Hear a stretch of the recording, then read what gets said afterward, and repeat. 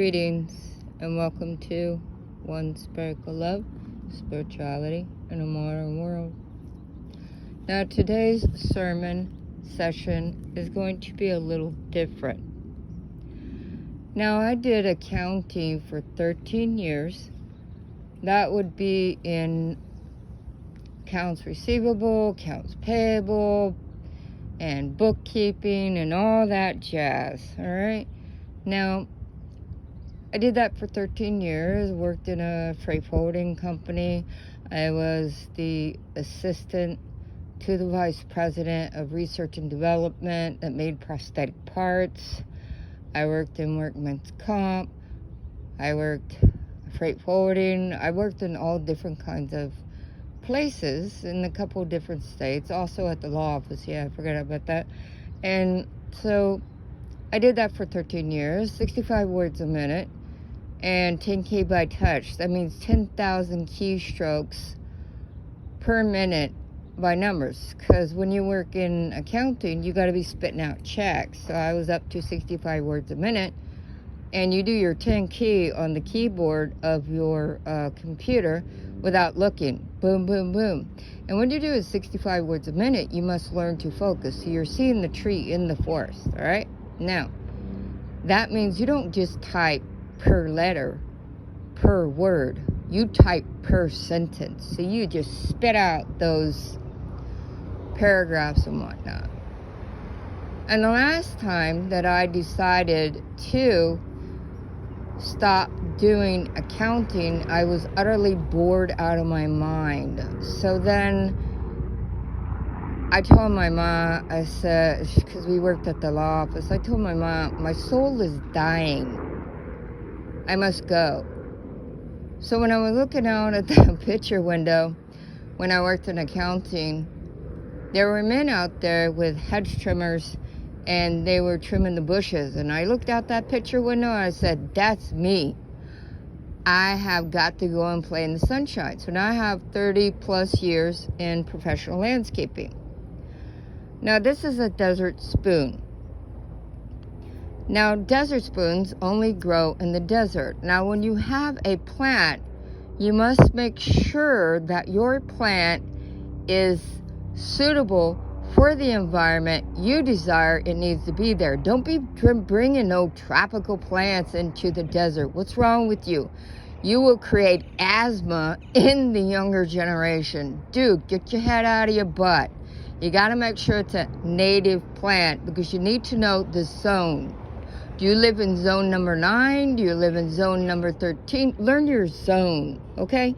Now, when you're trimming a desert spoon, because these white ones right here in the winter time will grow flowers, okay, in the summer. In the winter, they die, all right? So you got to go in and pop them bad boys out. And when you're trimming your desert spoon, you think of it like a child.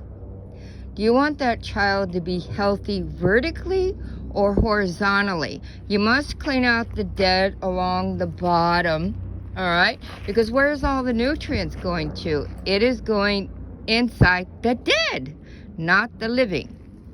Now, working with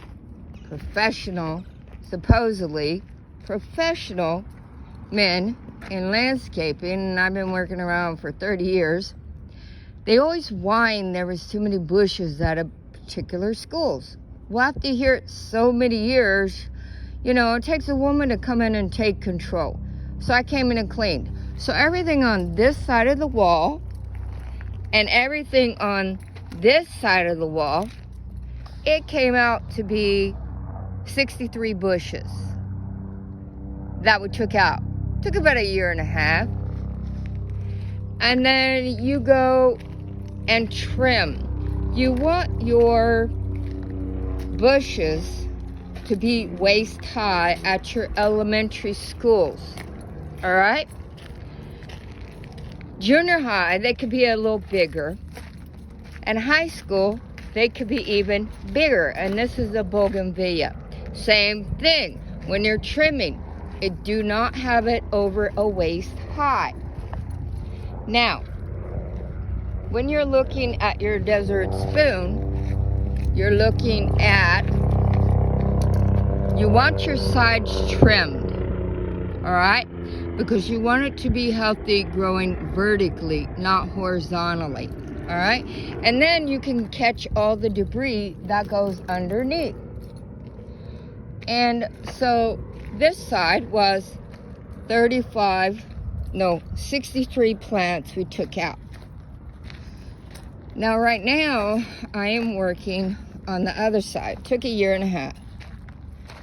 Now the other side, I told my coworker at his school, I said, it's gonna take us another 2 years. And since I have about 6 years left, that would be 2 years front, 2 years on the inside, and 2 years on the other inside of the other school. Alright, so see how the desert spoon has been trimmed on the sides so it grows vertically. Alright? Now as it's growing, the bottom that has been trimmed will look dead, but it's not going to have as much dead as it could if you didn't trim it. Yeah, I don't know, this airplane up here or whatever is having a hissy fit and decides to be in our business. So anyways, you go down here and there's my truck way down there. Now this area right here is going to take what I figured would be 1.5 years. Okay? And in 1.5 years, I would think it would take that long trimming. But the fact is that few people got on board, and all of a sudden, boom, everybody's over here helping. It's like, dude, we just whipped this out in like a month. So what you do is you have your big bushes, which are like these, big bushes. You need to bring them down. So they're no more than a waist high, okay?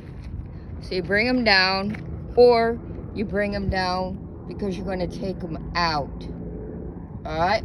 Now, when you're looking at your landscaping, you are looking at the fact that, think about if you have goalposts on the football field. You've got your left and your right. Now you see how these are all brought down?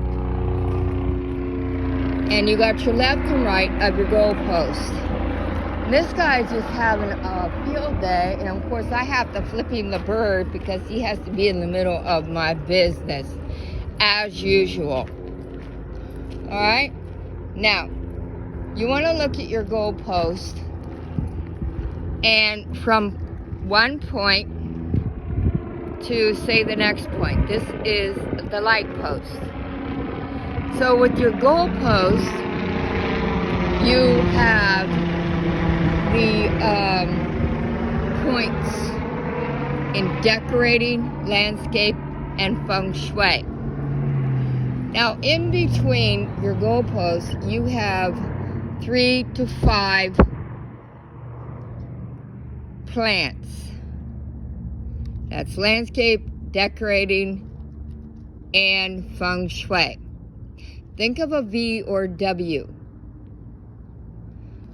So this way, everything is schematic blueprints, specifically in landscaping.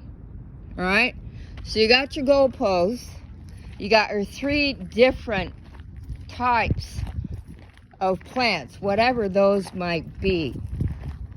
Now these I just finished trimming yesterday because these are going to be taken out because there's too many.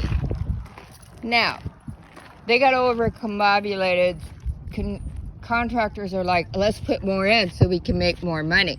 So we have to put more plants in order to charge more money. Now, when you're looking at these trees, we have 2 next to each other. All right? Now, when you're looking at them, you have to look up and you're looking vertically. what you want is you want 3 branches going up. Remember, that is the key particle. 3. Then you could get all happy and do 5. But you've got 3 branches on every single tree. That will keep it from monsoon coming, snapping off your branches. Then it'll get a disease and your plant will die. Alright? So you want all your smaller plants, because elementary kids love hiding. You want to make sure that your smaller plants that are no higher than your waist. This is because it's been too many years that has been neglected, so it must go. They put too much in here. You know how contractors are. Now, I think it should be a rule that when you finish architectural landscape, you must do 6 months in that job to be a professional designer, landscape architect. If you have not done the job, you are not allowed to actually call yourself an architect, because let me tell you, they create too much work for us doing maintenance. Now, these are stringy acacia.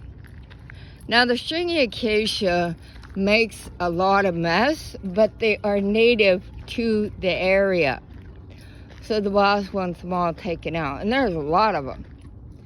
So it will be going. Bye-bye. See ya. Now, when you go to trim a tree or a plant, anything that's another species, you must give gratitude. You're telling that species you must give your life to live in a better place. All right?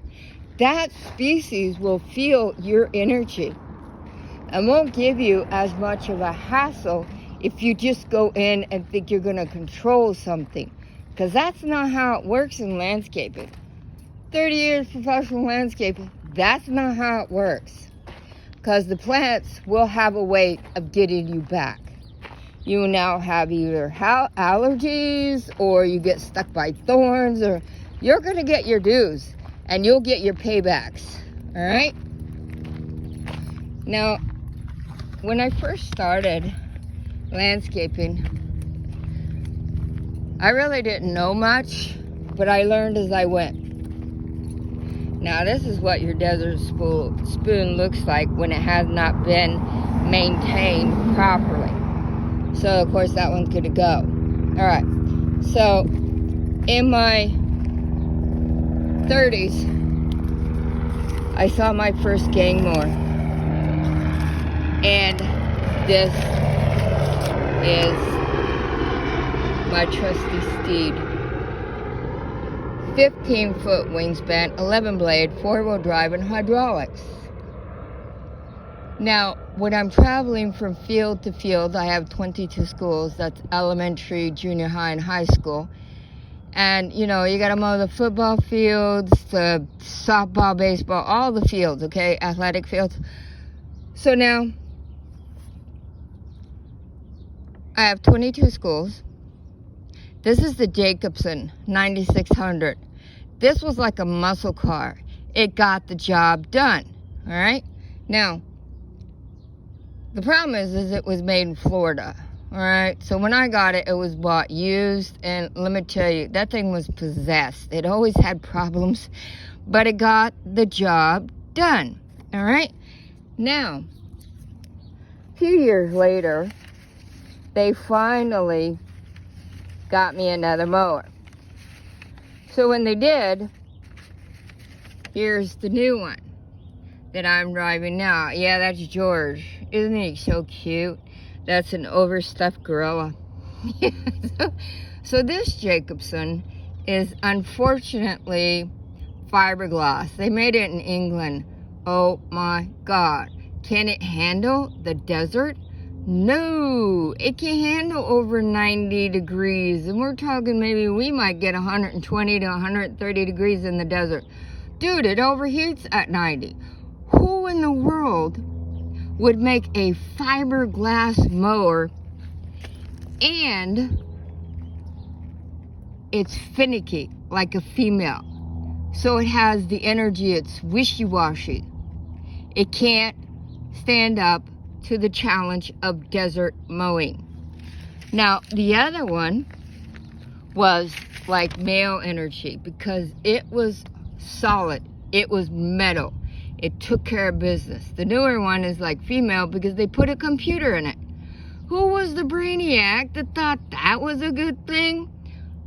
And the day I got it, the new one, I said, okay, you know what?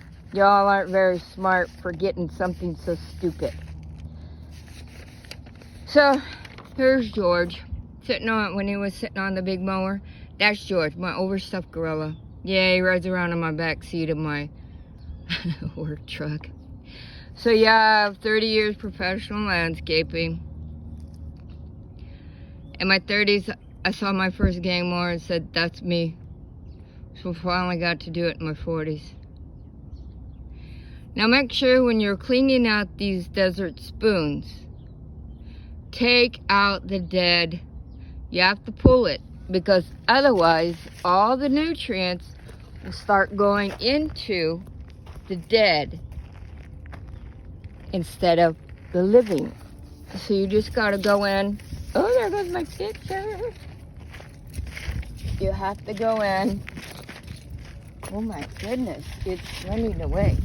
You have to go in and just pull it out. It's not a big deal. Now I have regular gloves over there. Okay, so you just go in and you just pull it out like that. That's dead. And you can tell how dead it is by the color.